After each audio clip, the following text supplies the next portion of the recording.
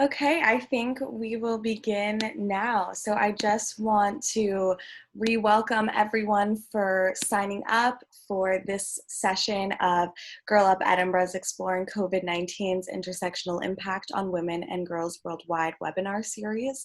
I think this is the seventh or eighth session in our webinar series. So we're really thankful for all of you newcomers and for all of our loyal fans for joining us for this incredible session with Netta from Itach Ma'aki. Just to go over some housekeeping rules before we begin. Girl Up Edinburgh will not tolerate any and all forms of hate, discrimination, or microaggressions. If you are engaging in this event in an inappropriate manner, then you will be kicked out of the event. Please mute yourself on arrival, but as this is an interactive discussion, we want to hear from you. So ask questions and share your experience throughout the session. And please feel free to unmute yourself and ask a question. So, you know, as we said, we really want this to be an engaging and interactive. So, you know, please do what you would like to. So please, you know, interact. Just another reminder, this event is recorded. Feel free to show your lovely face if you feel comfortable using video. And also, as always, please show the moderator, speaker, and translator your utmost compassion and patience. We're all transferring to this virtual world together. So with that, I will hand it over to Netta, who will tell us a little bit about herself and about Itach Ma'aki. Okay, thank you so much, Shira, for inviting me to talk with you and with the guests. So I will start by telling a few words about myself and about the NGO I'm working at. But feel free to ask any question during my talk. At the end, of course, I will give time for questions. But if on the way you have some questions, feel free to interrupt me. So just to start, I'm Netta, and I'm an advocate. I was a journalist in Israel. I worked in the radio and in the news and in the newspaper and in the television in Israel. And then I was a documentarist. I filmed two documentary films. And then I started my legal path. I studied law, and from the second I finished my studies, I studied law in order to work in the field of rights. And since I finished my studies, I joined Itach Ma'aki, Women Lawyers for Social Justice, the NGO that I'm still working at. Itach Ma'aki is with you in Hebrew and in Arabic. Our NGO advances women's rights in Israel, focusing mainly on women from marginalized communities, among them Arab women, ultra-Orthodox women, migrant women, low-income workers, women living in poverty, and more. We operate a hotline for women, and this hotline was working and still is working around the clock during this corona crisis. I will elaborate about this later. But before we start diving into the corona crisis and its impact on women's rights and gender equality in Israel, I wanted to give some kind of background about gender equality in Israel. I don't think it will give you the whole picture, but maybe it will give you some kind of background for our discussion. So Israel has relatively progressive laws in terms of women's rights. The Women's Equal Rights Law is from 1951, which is only 3 years after the establishment of the State of Israel. The law declared that women and men have equal rights in all legal aspects. The Women's Labor Law is also from an early stage, from 1954, and it protects women's rights at work, especially pregnant women, and declared the paid maternity leave by the state, which was also quite progressive for that time. And a law amendment from 2005. Actually, there are a lot of other laws, but this amendment is very important because this was an amendment that was that declared that whenever the government appoints a public committee, it must make sure that there is a proper representation of women from diverse groups of society, including committees that deal with issues of peace and security. This law amendment is the first implementation, the first legal implementation around the world to UN Security Council Resolution 1325, Women, Peace and Security, that I will elaborate more later. But it is important to know that Israel was the first country to implement a part of the resolution in its laws. Unfortunately, since then, first of all, we had poor implementation of this amendment, and since then we are lagging behind in implementing the other aspects of UN Security Council Resolution 1325. But I did talk about quite a lot of progressive laws in terms of women's rights. However, and it is a big however, the gap between these laws and others to reality and to implementation is huge. The gender pay gap in Israel is about 30%. In the Knesset and government, we now have a grim picture. Only 25% are women, and this is quite a steady picture. We have two women who lead a Knesset committee. We have two quite big political parties in the Knesset who have no women at all. And maybe I will elaborate a little bit more about them later. These are the two ultra-Orthodox parties. And I have more examples, but I think what will illustrate it the best will be to dive into the COVID-19 crisis. The Corona crisis emphasized the main problems of gender equality in Israel, the lack of representation of women in decision-making bodies, and the other side of the same equation, ignoring gender perspectives and implication of policy decisions on women, especially on women from marginalized groups in society. One of our main projects in Itach Ma'aki is to advance the implementation of UN Security Council Resolution 1325. The resolution, which is going to celebrate 20 years this October, calls for the participation of women in decision-making bodies in issues of peace and security, the protection of women from all sorts of violence, and the implementation of gender perspective in the discourse in order to prevent and solve violent conflicts. And on the morning the Corona lockdown began in Israel in the middle of March, we had a meeting of the steering committee of 1325 project. It was a planned Zoom meeting. Actually, it was my first Zoom meeting for the crisis. Since then, as you all know, we all almost live in the Zoom world. But this was my first meeting. And we were 10 women from different segments in society, from different organizations, women's organizations, and independent activists. And to all of us, it was clear that women will be the first to suffer from the implications of the crisis. Most of the people who live in poverty are women, and in times of economic crisis, this only accelerates. Most of the people who lost their jobs immediately were women, and now, a few months later, we know and we see in our hotline at Itach Ma'aki that the women are the last to return to work.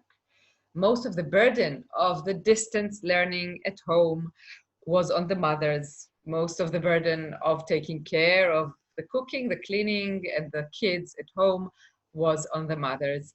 And more than everything, we all worried at that meeting, we all worried about more than 200,000 women who live in violent houses and now will be in greater risk. We knew that. One of my colleagues in this meeting said, the stay-at-home order ignores the fact that home is not a safe place for these women. from previous crisis periods in Israel, it is well known that in these times when the tension rises and when people are stuck in the house, there is a dramatic rise in domestic violence incidents, a rise in calls by victims to hotlines, but more troubling, many cases that no one knows about. But what was so obvious to us was totally left out of the main headlines of the daily messages of the Prime Minister and from the policy decisions.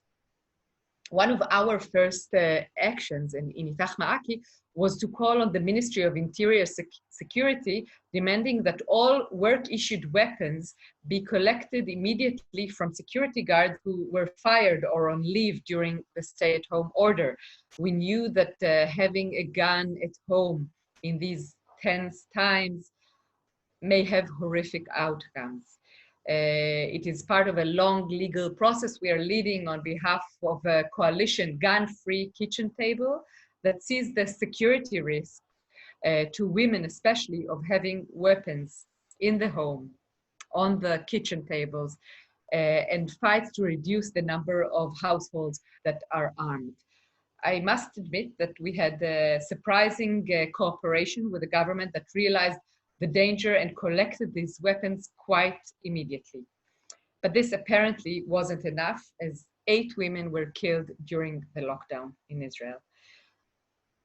Parallel to that, when the stay-at-home order began, the municipal mayor's advisors on gender equality were designated as inessential and asked to return home. We knew that these advisors are crucial in helping women access municipal support and welfare services and in providing women's perspective to policymaking of the municipalities. We knew that their omission from decision-making position during a crisis would leave women particularly vulnerable. We filed a petition to the High Court of Justice, urging them to recognize the advisors as essential workers. And almost immediately, the advisors returned to their work. But these were not the only arenas and not the only examples in which women's rights and women's perspectives was neglected or ignored. And the reason became clear to us just several weeks later, when through the social media, we learned that the governmental National Security Council appointed an all-male experts team to advise the policy and strategy exit from the crisis. 23 experts, and not one of them was a woman. This led to a big rage. This was the middle of April, and it led to a big rage by many women and men. And this time it wasn't the usual feminist suspects like me or like you, maybe. It became a rage of many people from, I would say, mainstream public. It was obvious that this was not only violating the law, but that it was also damaging the goal of this expert team to see the whole picture, to create a strategy that will allow the Israeli society as a whole to overcome this severe crisis.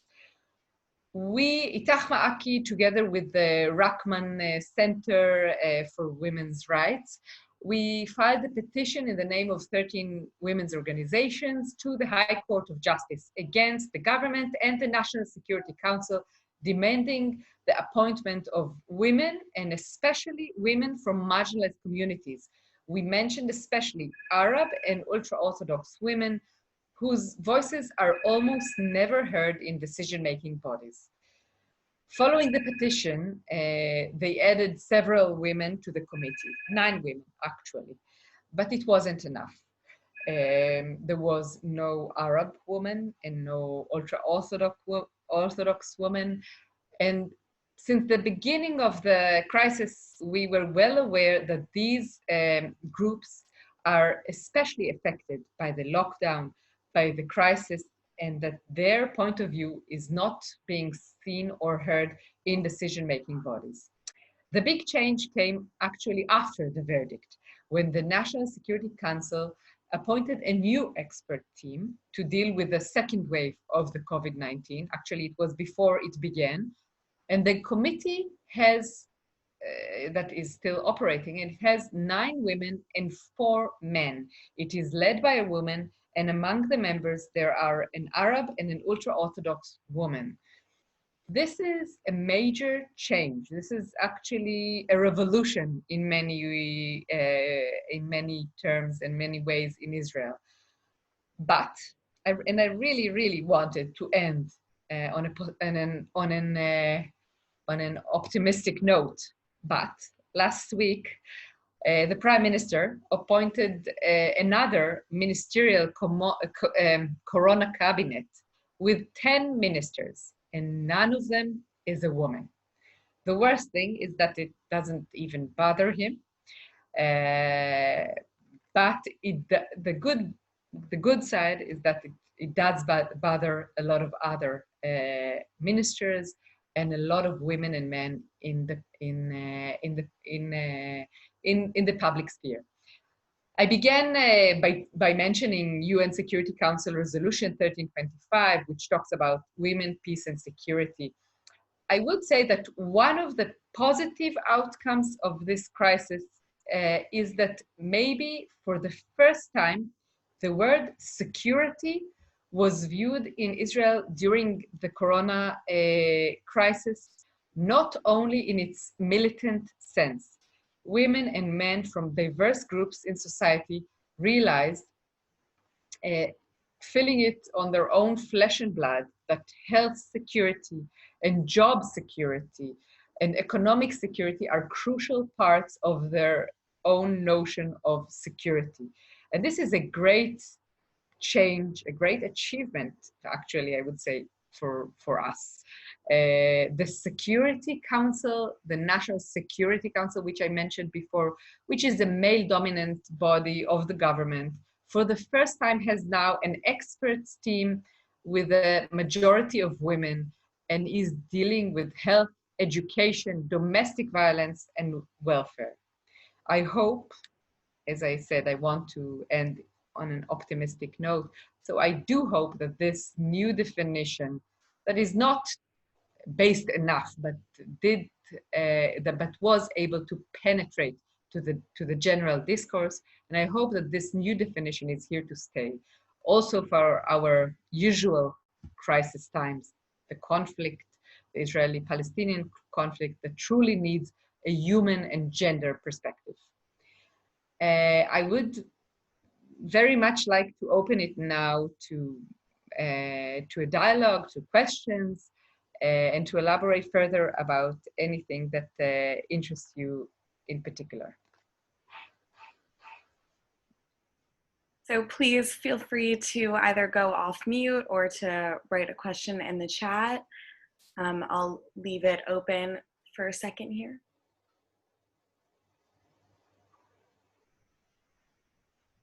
Well, I have a question for you, Netta. So obviously, representation is extremely important, and having women in the room is extremely crucial. But how do you ensure that, the policies that these committees are going through are being gender mainstreamed? Because we've seen some issues where representation isn't always enough. Yes. I think this is why in the petition that we filed to the Supreme Court, this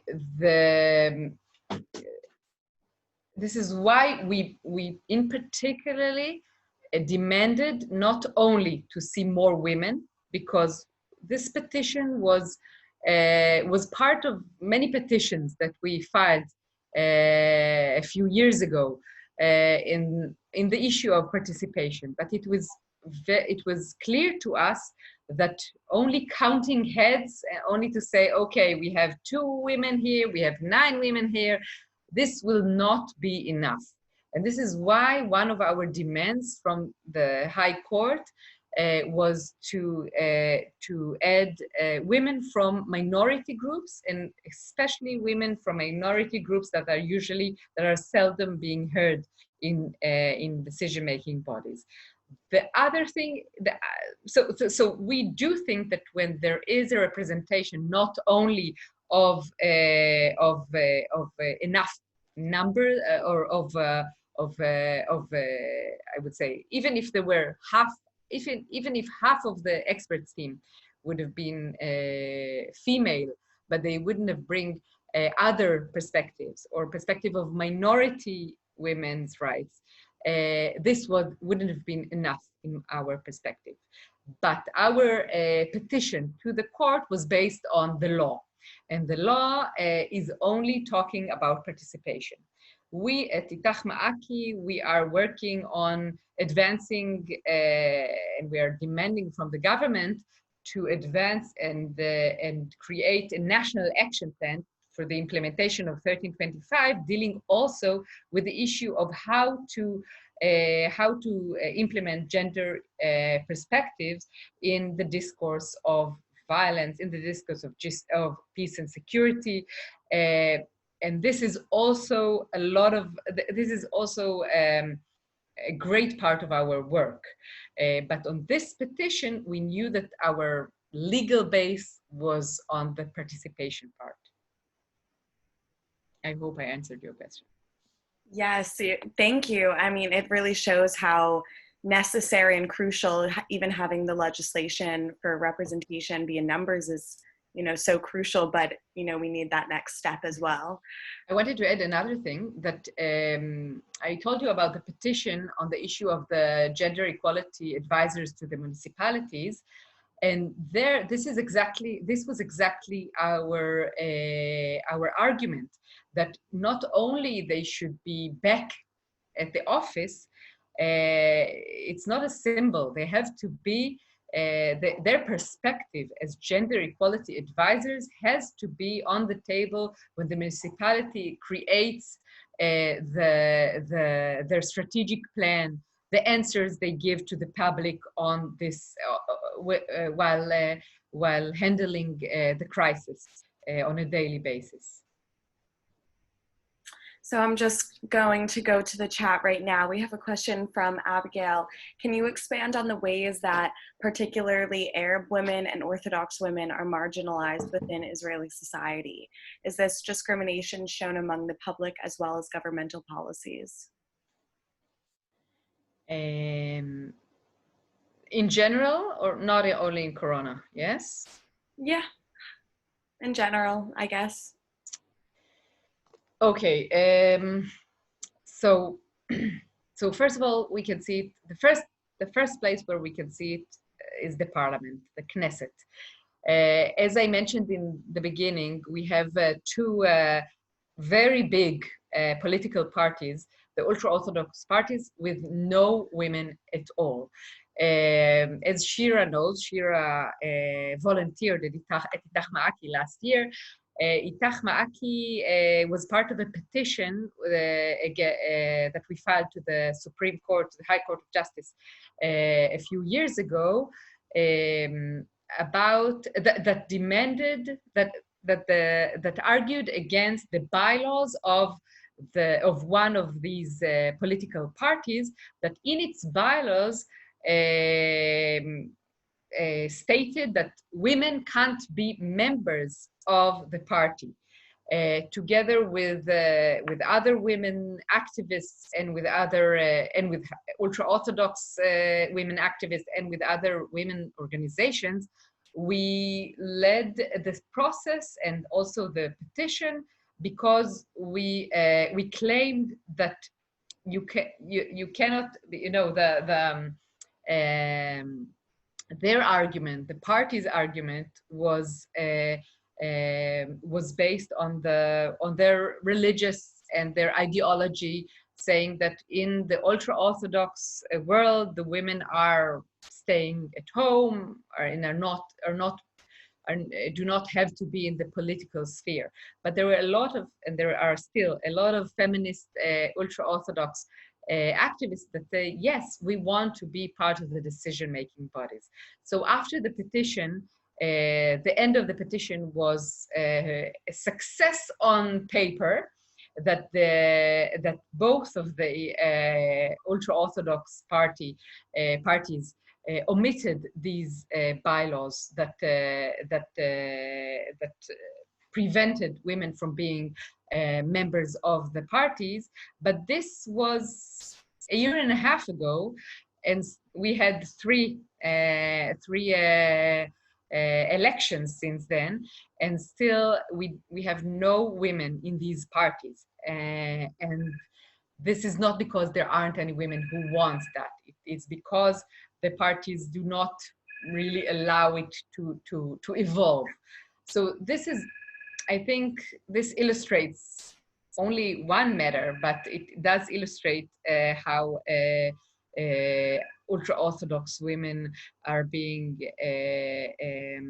left out of the main discourse and from decision-making bodies, both not only in parliament, also in municipalities. When a few years ago there were some ultra-Orthodox women who tried to run to office in their municipalities, in their cities, they went through such a violent campaign, saying that they are mentally ill. They taking their kids out of their cheder, you know, the ultra-Orthodox educational system. And most of them gave up. Most of them didn't even got to the finish line. But on the other hand, ultra-Orthodox women are very much part of. Most of them are working while their husbands are not working. So they become a more and more crucial factor, also in their families, also in the economy of Israel. But they have no part in the decision-making positions and bodies on their path, on their lives. About Arab women, I think the picture is more complex. First of all, about the political party, actually, this was one of the most positive changes of the last few years. The joint list, which is the list, it's a joint list of several political parties, of the Arab political parties, and the joint list has 4 women out of 15 member of parliaments that got in the last Knesset out of 120 member of parliament in total in the parliament, in the Israeli parliament. And 4 out of 15 is not only a very high number, it's also a great leap forward, and this is a great change that we see in the municipalities. It's I think the situation is less optimistic in these issues, and in general, we have Itach Ma'aki is an Arab Jewish NGO, and we have a lot of workers and a lot of lawyers that are Arab, and I am a Jewish lawyer, and I think that when I would say that whenever I'm talking to one of my colleagues on a personal note, I always feel in many ways how they feel the discrimination, the way that that the government, the municipalities, how the judicial system treats them differently, and of course how the media treats them differently. In general, there are hardly any Arab correspondents and journalists in mainstream media in Israel, and of course there aren't hardly any Arab women on these positions. Well, thank you for that. I think Stav has a question. So Stav, if you'd like to unmute yourself, you can ask. Yeah, thank you, Sheila. Thanks also for organizing this, and thank you, Netta, for all of your insights. I just have a follow-up question to actually the one before, and that is, what are the kind of advantages do you feel of taking this intersectional approach and taking in all of these weakened groups in society, as opposed to, for example, having more specialized organizations like has been done for other human rights organizations in Israel, for example, like Adala, that focuses on Palestinian citizens in Israel more specifically. So what do you feel are the advantages and challenges of sort of grouping everyone together under one umbrella? Thanks. Just a minute, before I answer, I want to understand, what do you mean grouping together? As in the fact that you create solutions or try to help both religious minorities like Hasidic women and ethnic minorities like Palestinian Arab citizens of Israel, all within one organization rather than having many small specialized organizations. So what do you feel are the advantages that come with that and the challenges as well? Okay, so Itach Ma'aki is also not such a big organization. we have 11 workers. We have 3 branches in Haifa, Tel Aviv, and Beersheba. I think that it's an interesting question, but our focus is on women from these marginalized communities. And I think, and this is in many ways where we as Itach Ma'aki took 1325 and how we interpreted 1325 and other projects, a way to focus on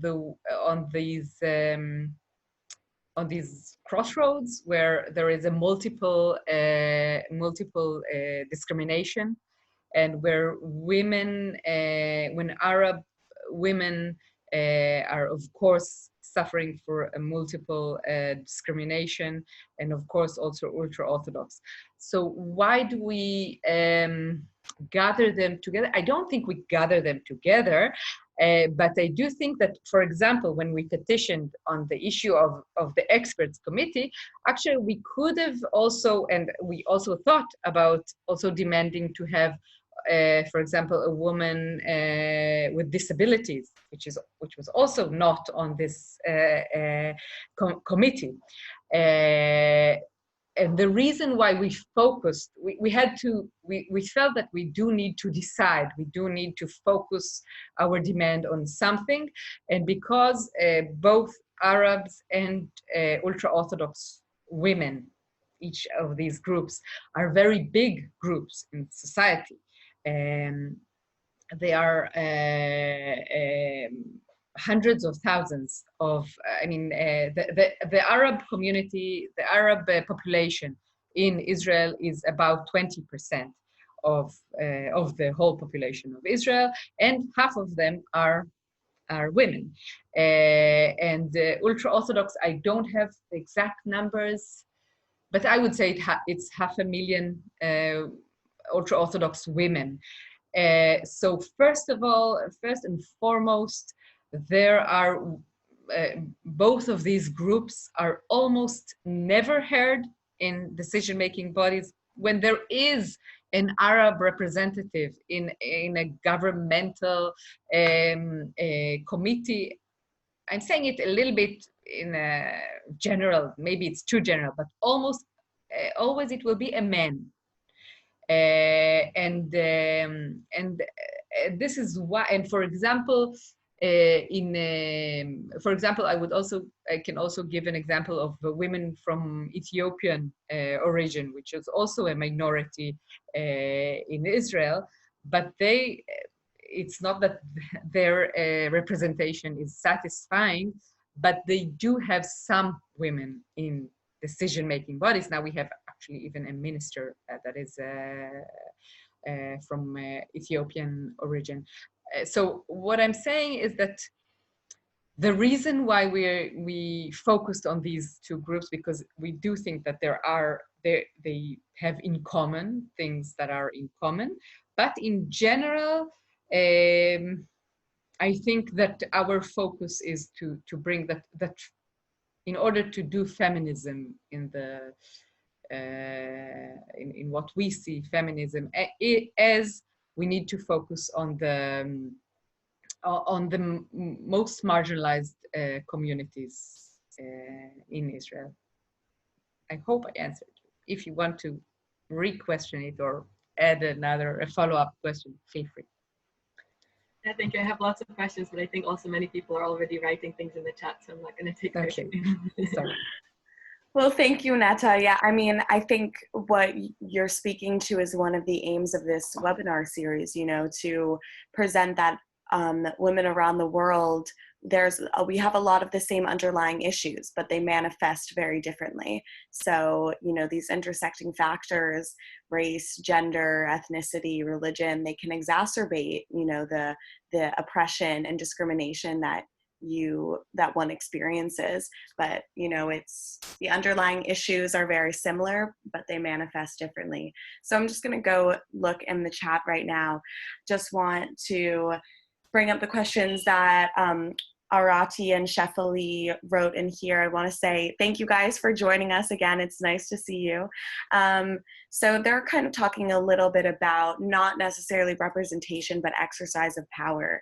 So Arati goes, when women are given some power, are they even allowed to exercise that power? And then Shefali adds on, like we all know, Israeli women have been fighting for their rights even before the state of Israel was created. Israel was also the third country in the world led by a female prime minister and is one of the only countries with a mandatory military service for women.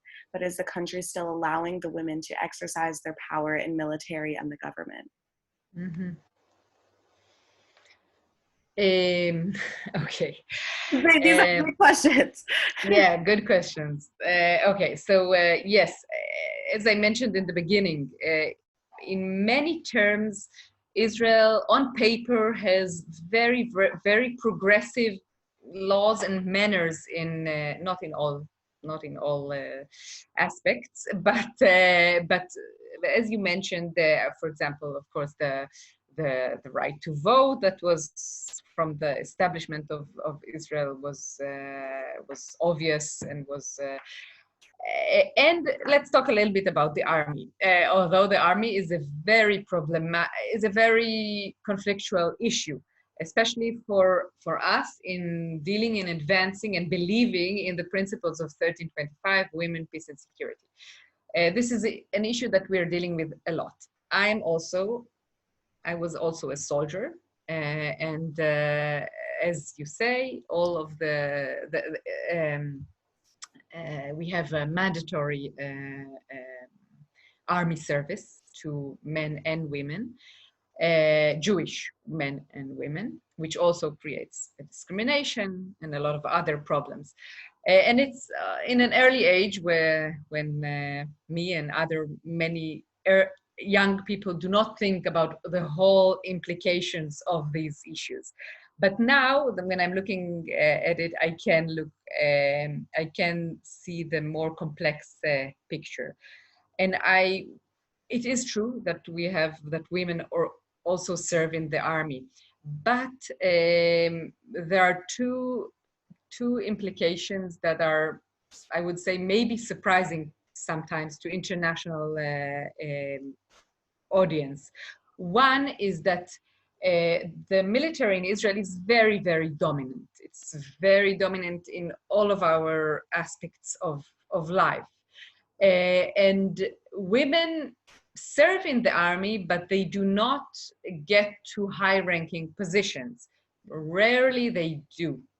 And when people, men and women, finish their army, the army is high-ranking generals, they're usually in their 40s, and then they are immediately going to very high-ranking and influential positions, both in business and in the business sector and in politics. And then you can see in a very, very vivid, in a very, it is very clear that you can see almost only women there. Excuse me, you can see almost only men there, because women are hardly get to high-ranking positions in the army. So this is one result that is that can illustrate the gap between the fact that women serve in the army and the fact that that they do not that they don't have enough impact in politics later on. The other thing is the dominance of the militant and the military in the public discourse, not only in military issues. The dominance of the militant discourse is in school, in education, in, I would say, in sports, of course, in business, and of course, in politics. And one of the results of that is that I think that Israel is a good example that when you want to advance the principle of 1325, you have to make space and to make sure that that women involvement in security issues does not mean more women in military or police. I think that in Israel, the example almost says the exact opposite. It dominates the militant point of view, dominates the peace and security discourse, the emergency discourse, like we are now referring to this to the corona crisis. As I mentioned, this is the first time, I think, ever that security does not regard only to military security, which is a change. But in the first corona experts team, there was no education expert, there was no welfare expert, men or women.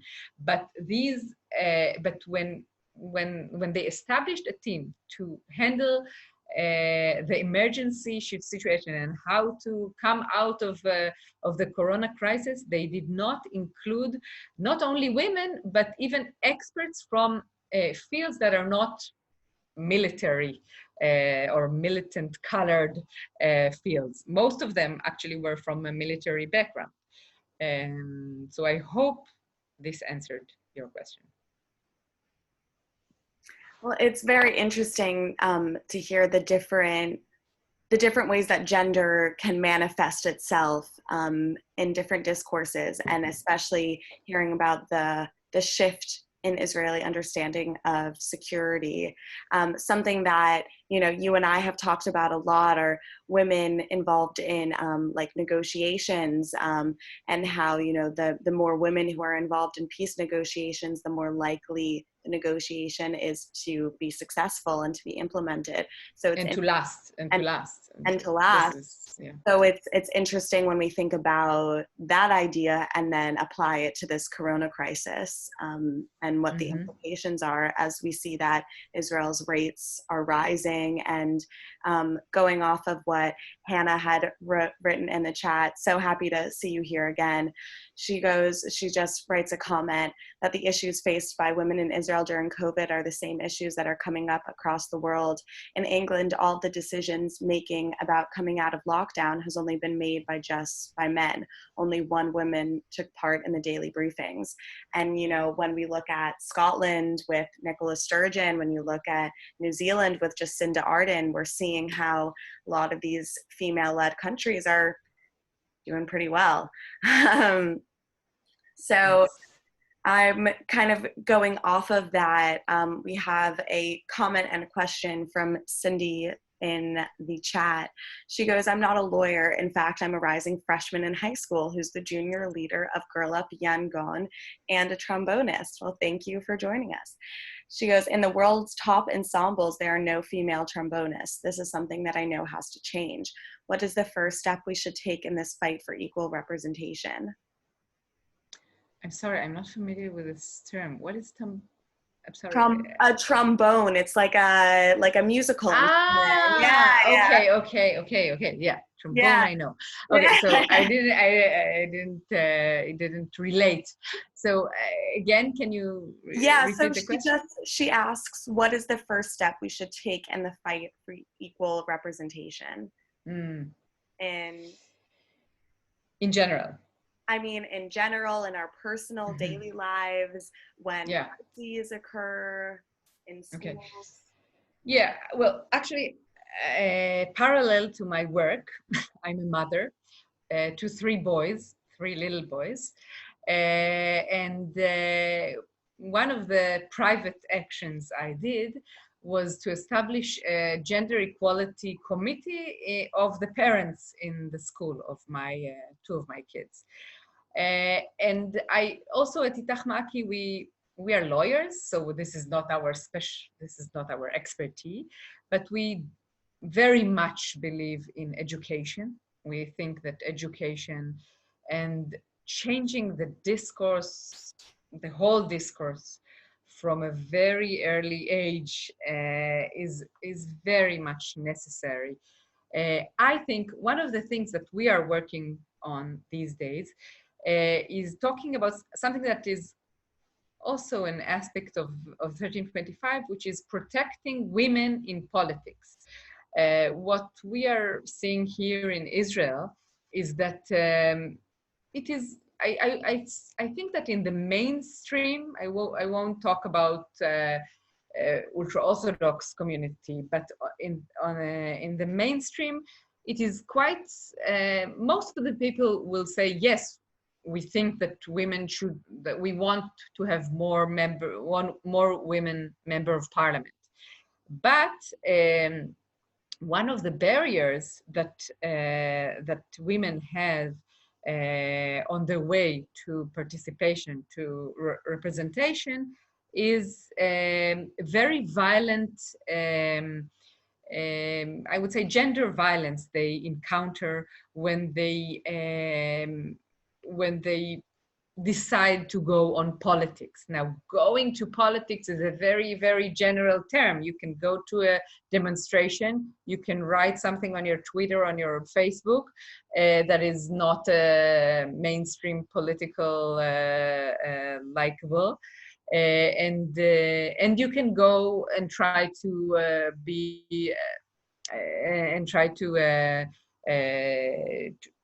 try to come part of real politics in your municipality or in a national party. And on their way, and on our way, on each woman's way to, when you step into politics, you encounter very violent, very rough violence. I think in many ways tougher. I mean, for example, if you think about comments on social media. So when a women's blood is kind of is how do you say it? That you can do whatever you want against a woman on the social media, against a woman politician. And we are working extensively now on raising the awareness to this fact, because many people are saying, okay, they want to go to politics, they need to grow a tougher skin, they need to be stronger, they can't just complain, and what we are saying is that we, as the government, the police, and other authorities and other position and other bodies needs to protect women in politics. It's not, it's not not making it easier for them. It's just raising the awareness to the gender violence that they encounter. A member of parliament, a woman member of the Israeli parliament, a few years ago, she did some kind of a small research she's a young member of parliament. She's from the left side of the political map, but she took one woman and one man member of parliament from the left. Both of them were young, and from the right, one woman and one man member of parliament. Also, both of them were quite young. And they examined the comments the four of them received got on social media, and the women on both sides of the political spectrum got much tougher, a lot of cursing, a lot of referring to them as they don't know what they're talking about. This is the more light comments, but also calling them names and etc. So we think that what is needed, sorry for the long answer, but what I think is what is needed is to change the discourse. And for that, we need education. We need to understand, to raise awareness to the violence and not to give it legitimacy. Well, thank you. I mean, this whole conversation has really shed light on aspects of gender equality and gender representation in politics and in military that, you know, are often not explored when discussing feminism and the impact on women and girls. So another question from our wonderful translator who's in Colombia right now, Isabel asks, what advice do you give girls who want to advocate for women, minorities in their own communities? These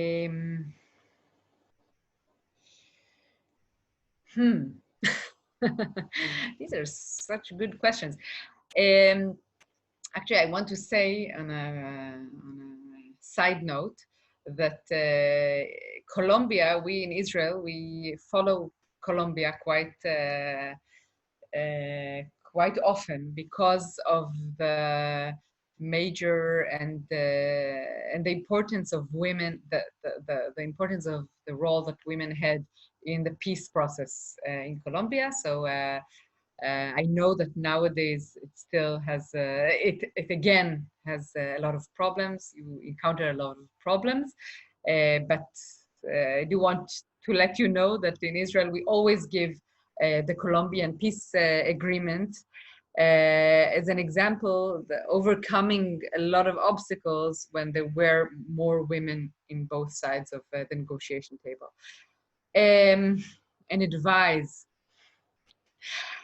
I think that creating, I don't know, I feel like my advice is, I don't have a really good advice, but I think that collaboration with other groups, getting some inspiration.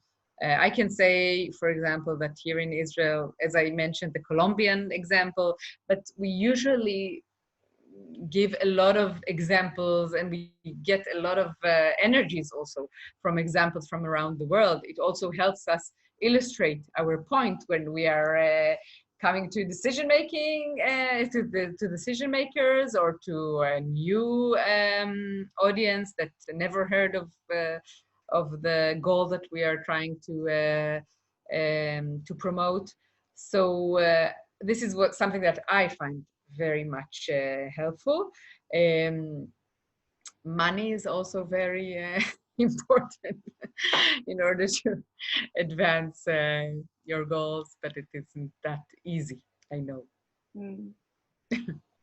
Well, I'm going to open this up if anyone would like to go off mute and ask another question. This is a good time to do so.